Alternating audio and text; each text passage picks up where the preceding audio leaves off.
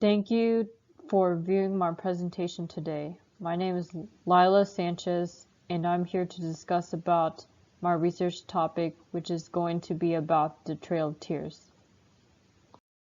Truly one of the worst tragedies in U.S. history, the conflict between Native Americans and white Americans stretches back for several years before the Trail of Tears, when Christopher Columbus first arrived in America. It was perhaps the first time when the Europeans interacted with the native people, the Arawaks. Columbus once stated that the natives would make, quote, good and intelligent servants, due to the Arawaks initially welcoming him and Spanish sailors with hospitality before he kidnapped them and attempted to search for gold, and later on conquering their lands. To emphasize the heroism of Christopher Columbus and his successors as navigators and discoverers, and to de-emphasize the genocide of the Arawaks, it serves unwittingly to justify what was done. According to Howard Zinn, who is also the author of A People's History, he asks us if the genocide of the Arawaks was necessary to progress from savagery to civilization.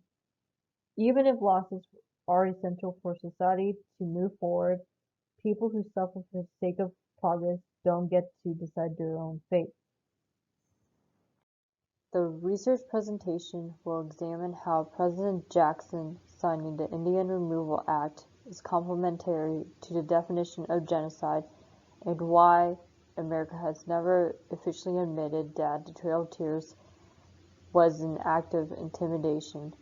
The Indian Removal Act was signed to give the land that initially belonged to Native Americans to the southern states. The President signed the acts to ensure the removal of Indians from these lands and worked to ensure the Indians living within America are not able to hold these titles to these lands. The result of this imbalance of power and lack of respect manifested itself in the loss of human rights and homelands for many indigenous people of North America, which the consequences still reverberate today. U.S. history reveals the struggles of the Native Americans in America due to the unjust policies. The Indian Wars represented one of the historical conflicts as a struggle existed between Native people and settlers. History recalls the conflicts of the 1850s and 1870s when the Americans, along with the Indians, controlled the Great Plains across the Rocky Mountains and the Mississippi River. American policy on civilizing natives threatened the native identities of the Cherokee, Creek, Seminole, Chickasaw, and Choctaw nations adversely.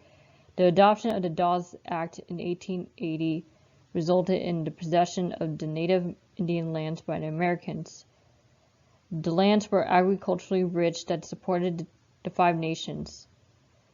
The natives argued that the Dawes Act favored Americans only because it derived revenues and expanded America's access to agricultural produce.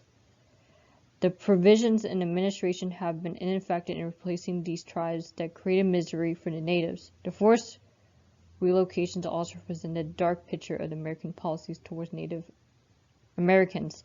It is argued that a number of federal treaties were broken by American leaders that further complicated the situation for the natives.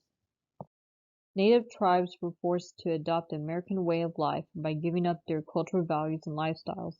Native children were enrolled in English schools where they were taught a foreign language and values that disconnected them from their native identities.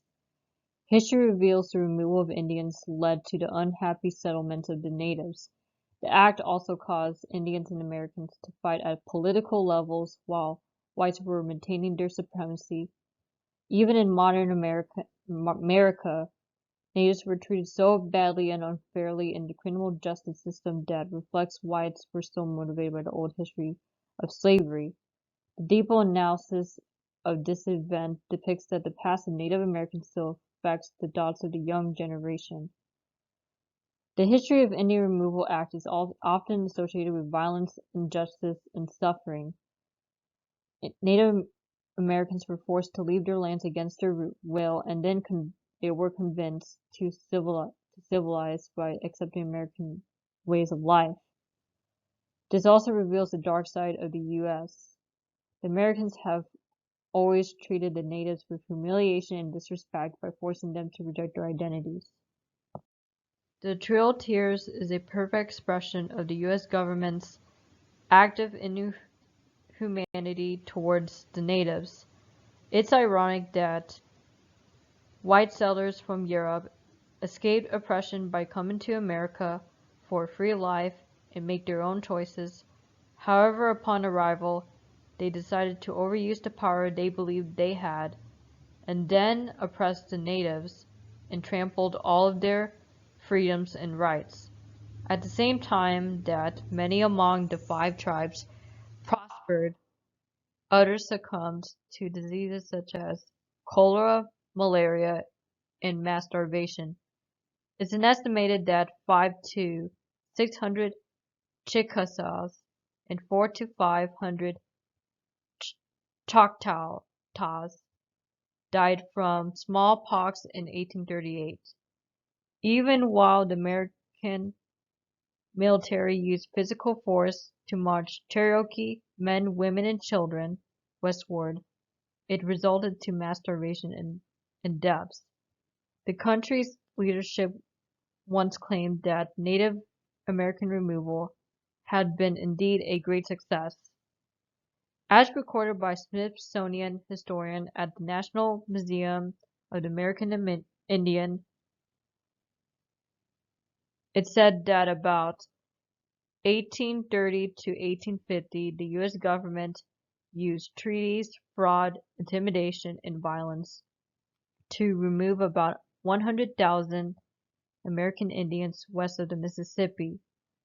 It said that thousands of Native men, women, and children died on this difficult trek to a strange new land that became known as modern-day Oklahoma. Forcing many off their land was an unethical journey that took so many lives in horrible conditions with an abundance of diseases and unspeakable hardships. The U.S. must never forget these shameful and sad moments in its long history with the hope that the U.S. must never forget these shameful and sad moments in its long history with the hope that the country learns from the past to prevent the occurrence of other atrocities like the Trail of Tears. Overall, the signing of the Indian Removal Act was historically significant because it opened new territory in 9 states, which included Alabama, Arkansas, Georgia, Illinois, Kentucky, Missouri, North Carolina, Oklahoma, and Tennessee. However, this doesn't cover up the fact that the President's act of criminal disobedience of the Supreme Court's decision were proven to be instrumental of how he's still portrayed as a hero, despite his intimidation towards Native Americans into leaving their lands and going westward. According to a history professor who specializes in the ethno-history of colonial America, Native Americans, in the Jacksonian era, people who opposed the Indian Removal Act declared that the President's refusal to execute the Indian treaties and laws of the United States constituted a gross abuse of presidential power. The Trail of Tears clearly helps define the tragedy as a movement in which we see the greed and ambition of humans disrupting the lives and individual rights of others who simply wish to live peacefully. Today, Native Americans are currently living in reservations as many households are overcrowded and only earn Social Security, disability, or veterans income. Due to underfunding, Indian Health Service facilities are crisis-driven and leave a wide gap in adequate and preventive health care for many Native Americans on reservations. This is actually according to a website that I found while researching about the reservations. It's important for every non-Native American to have a sense of awareness about how Trail Tears has led into living in reservations faced by Native Americans in the United States. In my opinion, there is no doubt that the president's preconception against Native Americans drove the Cherokees, Choctaws, Creeks, Chickasaws, and Seminoles from the ancestral homes led up to the Trail Tears as many Native Americans died. Generally, the Indian Removal Act had given the lands to the southern states where white settlers lived after the president signed the Indian Removal Act, which ensured the removal of Native Americans from these lands. It is in fact that Jackson did indeed abuse his power during when he was president because he threatened that if the Native Americans were to keep their culture or remained as an independent self-governing community, their rights and freedoms were to be taken away.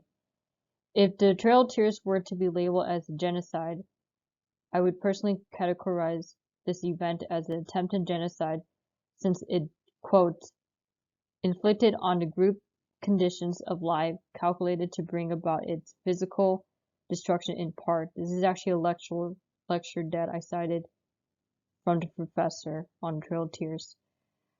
The U.S. government clearly took the people's property rights from the lands that the natives once called their homes.